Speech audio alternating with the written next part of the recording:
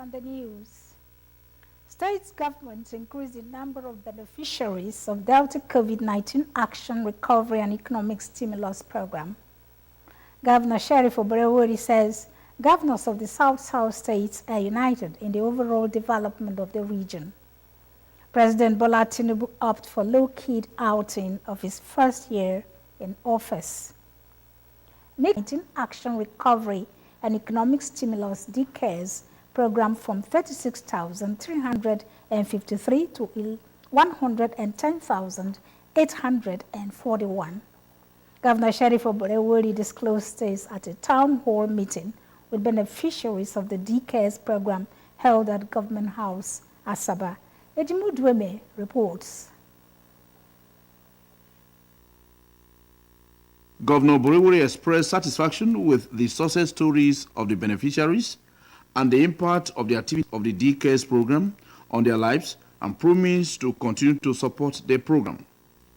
He said the current economic situation in the country had made it imperative for the people to be given opportunity to tap into programs that would economically empower the vulnerable segment of the society. He congratulated the beneficiaries and called on stakeholders of the scheme to monitor them to businesses. I want something that is impactful, where the people will be happy, where the ones that we have trained a lot, let's continue to monitor them. We need to see how they grow in their business and support them. Therefore, salute the entire DCARES team, putting the people first in their assignment. In his remarks, the State Commissioner for Economic Planning and Chairman of the State Care Steering Committee, Mr. Sonny Ekedaye, said the state government, through the DCARES program, had supported 36,353 direct beneficiaries at the inception of the present administration, noting that the figures had, in the last 10 months, increased to a total of 110,841 persons. This result, you will agree with me, is a true testament to the commitment of His Excellency the Governor towards improving the lives and economic fortunes of poor persons in that, as aptly represented by the letter O in the more agenda of opportunities, for all. The Secretary, State Care Steering Committee and State Coordinator, Delta CARES Program, Lady Patience Ugbewe, said the DCARES program was a vital intervention dedicated to supporting the most vulnerable individuals and community members. Lady Ugbewe noted that though COVID-19 was no more, the challenges it posed were still being felt in addition to other prevailing shocks such as inflation and unemployment. We have endeavored to address the complete needs of our vulnerable population, which include economic opportunities, access to education, water and sanitation, and of course, food security. Some of the beneficiaries thanked the state government for the impact of the program on them and advocated its sustenance. I thank Excellency Sheriff Governor Oborevwori, and the program don't carry me come up for begging. Nobody will not know me for here when I sit down for Tivo supermarket. But it's from them when the program starts, I know they go back again. Ejime Uduime reporting.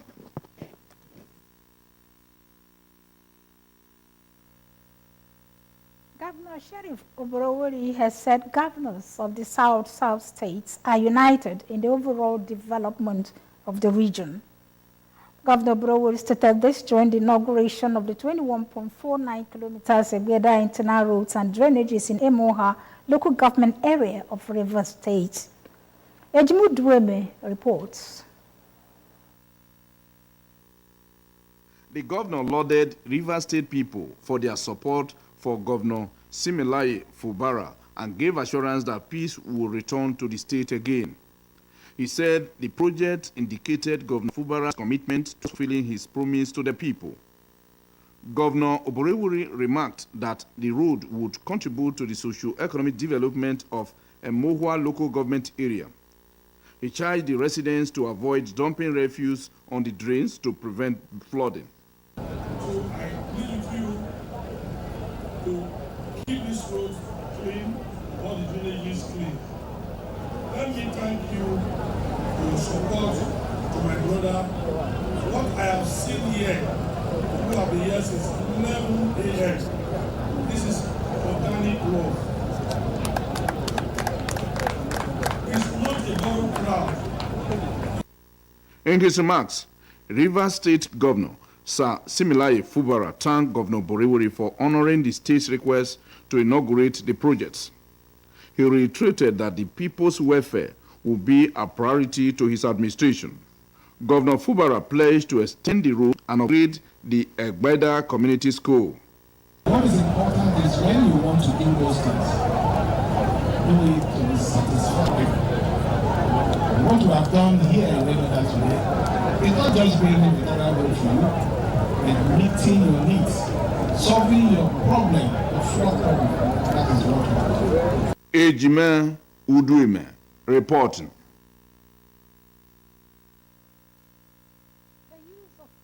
Information Communication Technology (ICT) has been identified as important in the fight against crime and criminality in the country. Governor Sheriff Oborewori stated this when the Deputy Inspector General of Police (DIG) in charge of ICT Department, First Headquarters Abuja, and DIG officer in charge of South, Mr. Sukari Pedro, visited him in Government House, Asaba. Ejimu Dueme reports.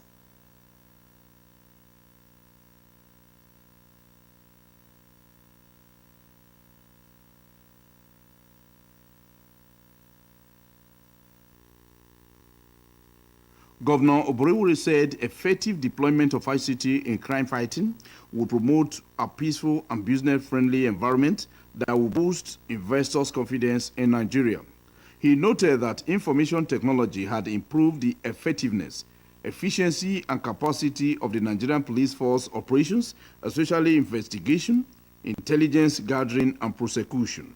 The governor commended the Nigerian police force for making the force ICT compliant and for collaborating with the state government in securing lives and properties of residents. He said his administration had procured some operational vehicles that would soon be handed over to the police to enhance operational efficiency. So they try to make the Nigeria police force ICT compliance is therefore very commendable. They have done very well. And I want to commend you people for giving us that gallant officer. DIG Pedro said the visit was part of his familiarization tour of states under his command and stood for support in reducing crime and criminality in the state. He stated that the South-South occupied a strategic position in the country and advocated robust partnership between the state government and security agencies in the zone so as to promote sustainable peace in the area. I will also want to, in advance, congratulate the executive governor on his first year anniversary celebration, which is coming up in a few days from today. I want to also say in passing that the news of the achievements in this very few period that the governor has been around of his achievements are not limited to just Delta State. We have been in Abuja there.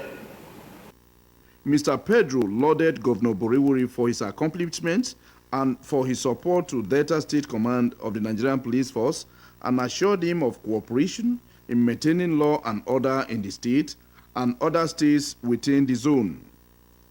Ejime Uduime reporting. The Deputy Inspector General of Police South, Mr. Sukari Pedro, has appealed to stakeholders in the security sector to cooperate with the police in reducing crime and criminality in the state.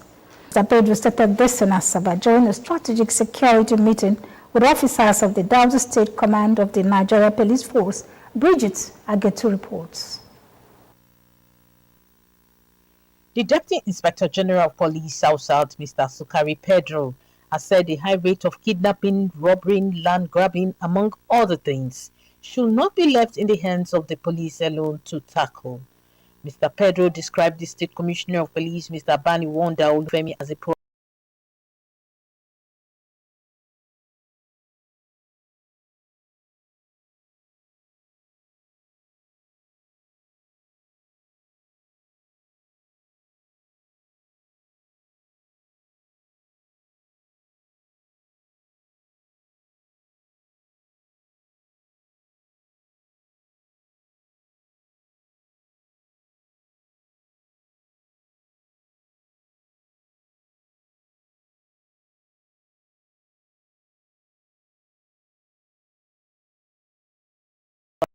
officer who has utilized his wealth of experience to reduce crime in the state.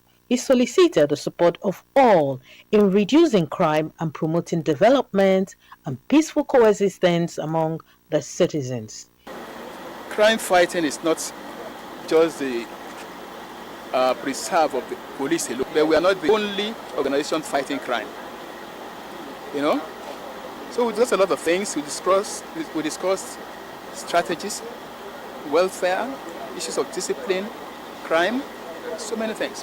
In his remark, the Commissioner of Police, Delta State Command, Mr. Bani Wanda Olufemi, listed achievements of the State Command and appealed for more operational vehicles and manpower to enable the police in the state discharge their duties effectively. He commended the DIG for the visit and appreciated Governor Sheriff Oborowori for his support for the command. And his management teams continues to succeed. At this juncture, sir, I wish to use the opportunity to thank our amiable and advocate governor, Right Honorable Sheriff F. Oborowori, JP, for his tireless and immense support to the command. Finally, sir, I want to thank you once again for finding time. The event featured an interactive section with the officers of the command. Bridget Agitu reporting. The state and deputy national president of the Radio, Television, Theatre and Art Workers Union, RATAO, and head of the Public Relations Unit, Delta Broadcasting Service, DBS Asaba, Comrade Innocent Funyadi, has been installed the 9th president of Isulamborgu Social Club Delta State Branch. The event held at Igbuzo at the weekend and was attended by past president, veterans, and associates of the club. Bridget Agetu reports. The event held at Igbuzo at the weekend was attended by past presidents, veterans, and associates of the club. In his acceptance speech after his installation, Comrade Ofunyadi expressed appreciation to members for finding him worthy to lead them. He expressed surprise at the gesture, saying he had not served in any capacity since he joined the club 4 years ago. Comrade Ofunyadi assured members that he will serve with humility, transparency, and responsibility, and solicited the support and cooperation of members in taking the club to greater heights. I want to say that I'm indebted to the entire members club in gratitude. I'm the least deserving of this position. I see it as a huge task. I pray with the help of everybody here will succeed and take this club to greater heights. In his remark, the immediate past president of the club, Mr. Awele Azunu, said the group had come of age with a record of socio-cultural development of Igbuzo. He described the new president of the club, Comrade Ofunyadi, as a diligent member who has carved an inch for himself and wished him a successful tenure. It's not about social club. It's a fertile field for the members of this club who want to learn the culture and tradition of our Igbuzo. New members should be motivated to help. The event chaired by the State Commissioner for Energy, Mr. Jerry Ehiwaru, represented by an SSA to the Governor on Youth Mentoring, Mr. Lucky Alka, feature presentation of Service Merit Award to deserving veterans and other members of the club.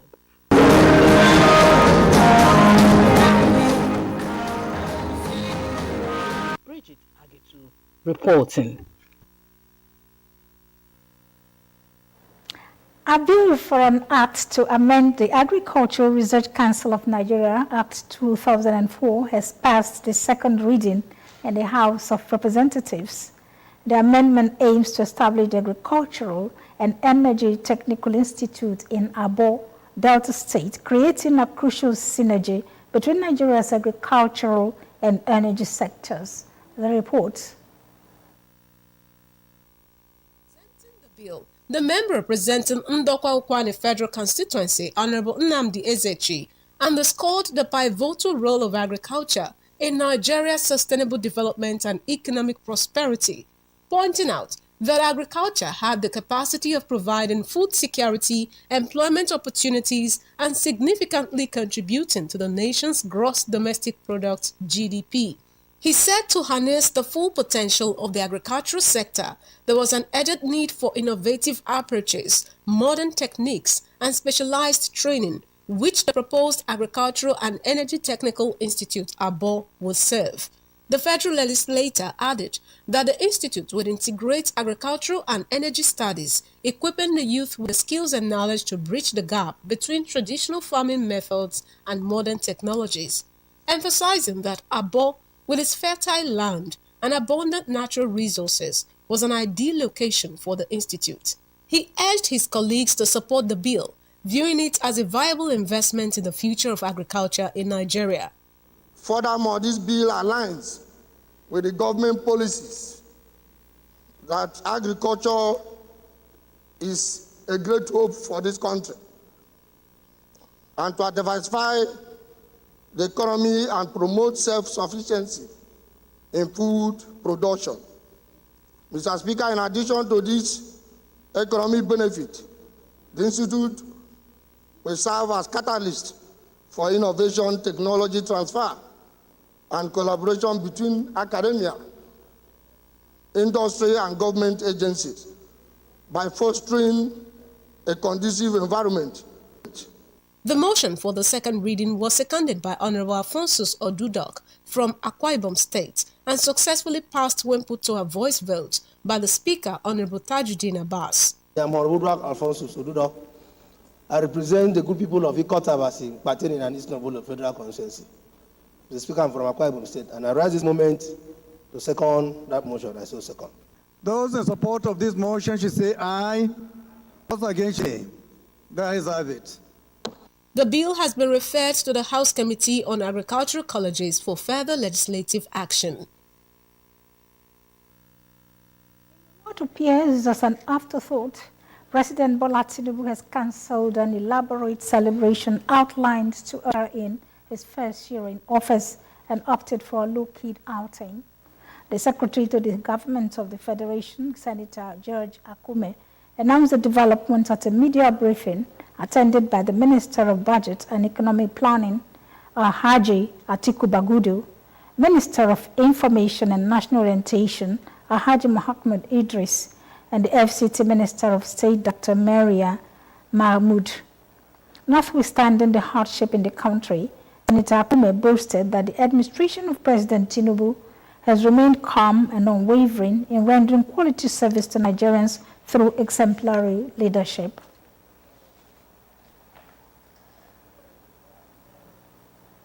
The Federal High Court sitting in Abuja has ordered accelerated hearing of a suit of the former Deputy Governor of Edo State, Mr. Philip Shaibu, filed to set aside his impeachment by the State House of Assembly. Shaibu was on April 8 impeached by lawmakers in Edo State for allegedly exposing top government secrets in the public domain. His impeachment came after the High Court had already fixed April 15 to hear a suit the embattled former governor filed to challenge the plot to remove him from office. The court had, on the strength of an application that was filed by the plaintiff, directed that all the relevant court processes should be served on both Governor Godwin Obaseki and the Edo State House of Assembly through substituted means. It specifically directed that the processes should be served on the defendants by pasting same at the entrance gate of the Edo State Government House, as well as the gate of the State House of Assembly complex, both in Benin. However, few hours after the order of substituted service was issued by the court, the SY deputy governor was impeached, even as Governor Obaseki promptly appointed a 38-year-old engineer, Godwin Omobayo, as his replacement. Meanwhile, at the resumed proceeding in the matter on Wednesday, Justice James Omotosho, before fixing June 3 for full-blown hearing of the case, ordered that the new Deputy Governor Omobayo should be joined as a defendant in the matter. The court equally dismissed a preliminary objection the Speaker of the Edo State Assembly filed for his name to be struck out from the suit.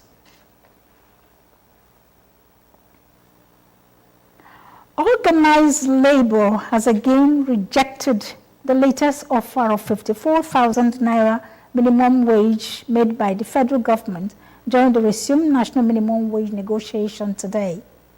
The stalemate resulted in the postponement of the meeting to tomorrow, following the inability of the labor leaders and government representatives to reach a consensus.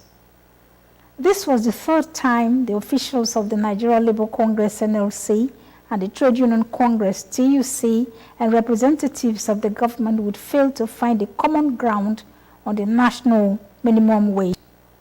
Last week, the labor leaders walked out of a meeting hosted by the Tripartite Committee on Minimum Wage Negotiation after the federal government offered to pay 48,000 naira.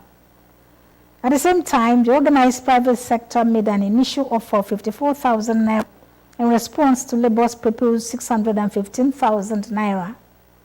The national president of the NLC, Joe Ajero, insisted on 615,000 naira minimum wage, arguing that the amount was arrived at after an analysis of the current economic situation and the needs of an average Nigerian family of 6. He accused the government of failing to provide any substantiated data to support his offer, noting that this undermined the credibility of the negotiation. The Academic Staff Union of Universities, ASU, and the federal government may be heading for another showdown over an acceptable salary payment platform, as well as the constitution of new governing councils for the universities. Last year, the Nigerian government announced it has exempted federal-owned tertiary institutions, including universities, polytechnics, colleges of education, and monotechnics from the use of the Integrated Personal Payment System, IPPIS, for the payment of their staff salaries and allowances. The Minister of Education, Professor Tahir Maman, who announced the development while addressing State House correspondents following the weekly Federal Executive Council FEC meeting, said the new directive was to take immediate effect. Nigerian students at Teesside University in the United Kingdom have been told to quit the school and return to Nigeria over unpaid fees. According to BBC, Teesside University said the move was in line with the UK's immigration regulations. A university spokesperson said the strict external regulations ensure that the university fully supports a robust immigration system.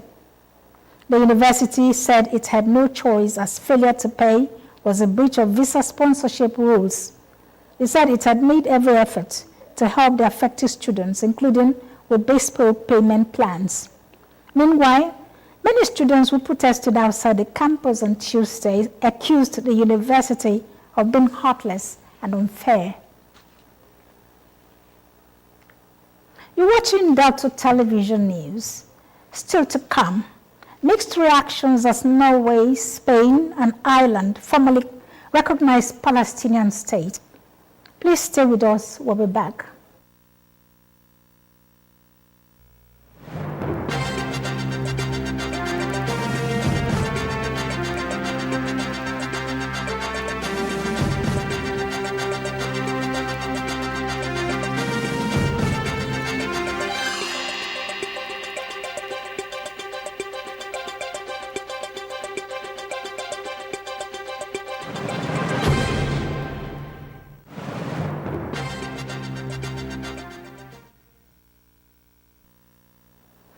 Thank you very much. We're glad to have you back to Delta Television Main News. The Global Scene is next as we join our World News Desk.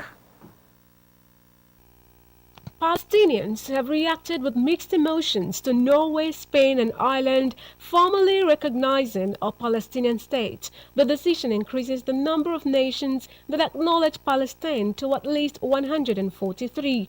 Palestinian leaders have long sought international recognition to reflect their right to self-determination, and as part of a decade-long process to reach a two-state solution aimed at ending the conflict between Palestinians and Israelis.